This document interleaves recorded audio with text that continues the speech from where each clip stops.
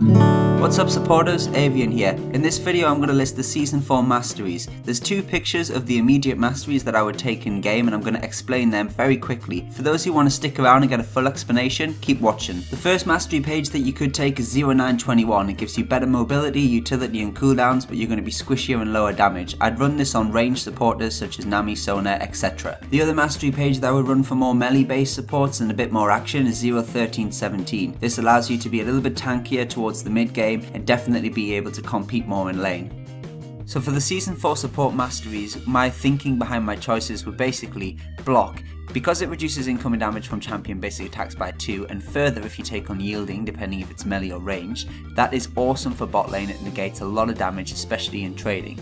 Then Enchanted Armor pretty much carries you to late game in terms of scaling all the time, but it's just a great thing. I wouldn't take Recovery or Tough Skin. Tough Skin doesn't even apply to you and Recovery is just not enough for the points.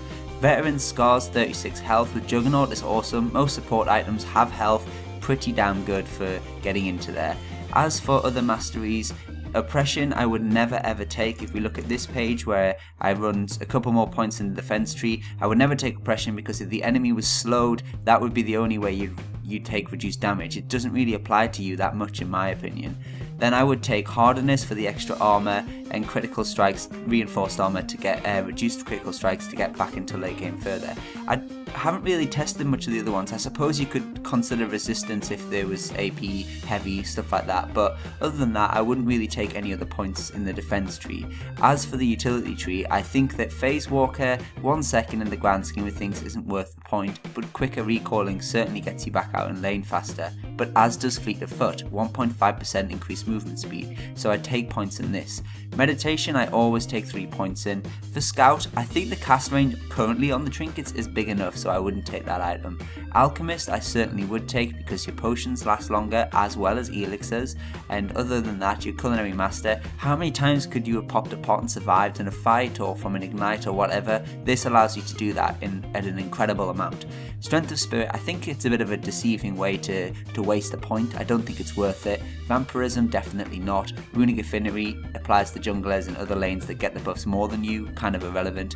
But Greed and Scavenger are an absolute must on any support. Why? Because, well, gold over 10 seconds, that's great. However, Scavenger, every time your ally kills a minion in the lane, you get a gold, as long as you're nearby. So if your AD is amazing at last hitting, you're going to be rich. Wealth, in plus 40 starting gold, I suppose it's a potion or a ward or something like that, but you're bandit. I like to play quite an aggressive lane, so I do a lot of auto attacks. This allows me to auto hit enemies, and it doesn't have a cooldown for 5 seconds in general, it's 5 seconds on each champion, so you could get 6 gold like every 5 seconds, which is pretty damn good. Intelligence, yes, why? 5% cooldown reduction, that's great, but you reduce the cooldown of activated items. I'm thinking trinkets and other things that you would always take. Awesome. Expanded Mind I would never really take. I don't really have many mana issues in game, especially if you know when and when not to use your spells. And as for Inspiration, if you feel like you're always falling behind, sure, take points in it, but I certainly wouldn't. As for your Wanderer, 5% movement speed out of combat, when you like to roam, when you want to get back to lane quicker, whatever you want, more mobility out of combat, that is so good.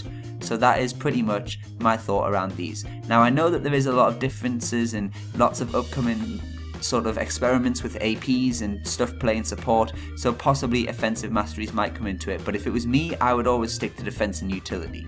So that's it for the Masteries for Season 4 guys. What I will say is that I will be doing more videos in regards to the Season 4 changes and lots of new updated items and champion guides, but that's going to be in the future. If you've learned anything and stuff like that, that's great. If you've got any questions, make sure you put them in the comments below, and make sure Google Plus is enabled to let me reply to them, because if it isn't, I'm not going to be able to reply. I've had a lot of issues replying to people's comments on my videos lately, simply because people haven't got this setting. Google Plus sucks and I hope they remove it, but never mind. Let's deal with what we've got for now. So, thanks for watching and I'll see you next time. Bye guys.